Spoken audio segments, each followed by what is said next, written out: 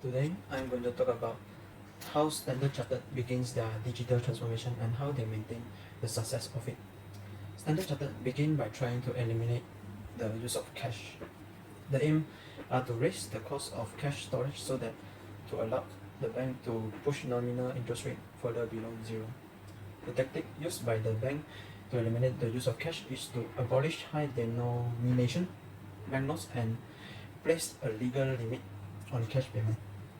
The bank is encouraging people to use digital payment such as cryptocurrency, e-wallet, bank transfer by offering good deals to attract more people to use digital payment. The bank is helping others to become e-commerce by helping the business to develop its infrastructure. With advanced infrastructure, the bank is able to help to set up digital payment for the business to use. The bank is not only helping the business in Malaysia but also in other countries as well. It is still a struggle for the bank to develop its infrastructure in other countries because different countries has different policy. Other than that, the company has started to increase its cyber security so that it can protect its client data.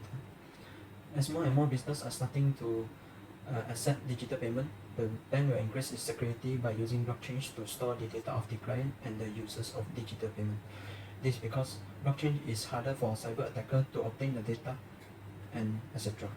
Other reason that bank want to become digital is because when transaction happen digitally, it will be recorded in the blockchain as well. This will be easier for the bank to prevent people to commit criminal activities such as money laundering, scamming, etc. And this is much safer compared to other methods. The availability of skills, talent, and training of Standard Chartered invest in people's leader personal development across the whole bank, with programmers and initiatives sponsored by their core management team. Standard Chartered inspire their management to build lasting, collaborative, with meaningful relationships with each other and ensure that everyone is supported, inspired, and recognized. Furthermore, the government support and policies of Standard Chartered have strict governance procedures in place across the group and expect high standards of conduct and behavior from all staff, directors, and contractors in dealing with political stakeholders. This is outlined in our code of conduct, which all employees are required to recommit to annually. All Standard Chartered staff also complete a range of training before joining the bank, and we certify many of these years to highlight the importance of observing and delivering high standards of conduct behavior. Managers are also required to undertake specific training to drive a culture of good conduct and governance. Last but not least, and local specialties of Standard Chartered Bank's strengths lies in its people, united and committed to serving its customer rights across the world. The bank's operations reach across all global markets and include the provision of consumer, corporate, and institutional banking and treasury services.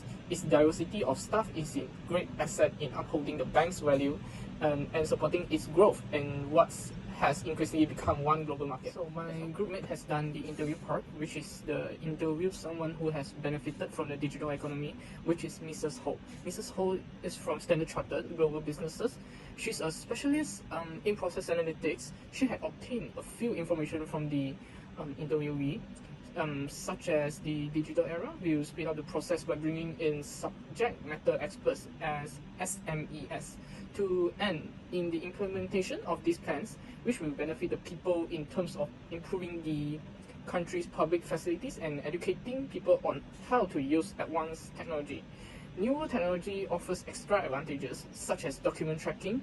It provides the ability to track the well-being of every employee, which is very important in current pandemic. Whether you work from home or in an office, it features a tracking mode. It can also track your productivity and job performance, as well as estimate the future and how high the rates utilizing data. However, hardware servers and cloud computing will become outdated in the near future.